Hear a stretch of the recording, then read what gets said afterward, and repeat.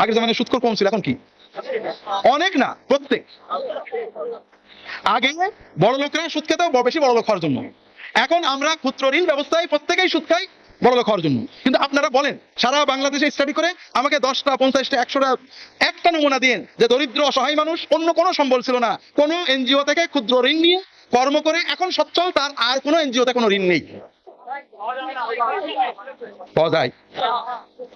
কি হয়, আগে ছিল বেকার, এখন হয়েছে চাকর। আগে 2 বেলা খেত না, 1 বেলা খেত।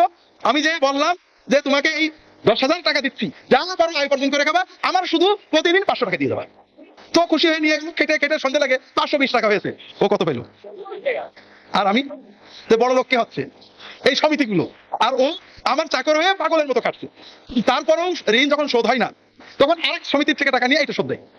এখন কি হয়েছে, একটু পরিষ্কার পোশাক পরে পরিশ্রম করে, এই পরিশ্রমটাই যদি ও এই সুদ না নিয়ে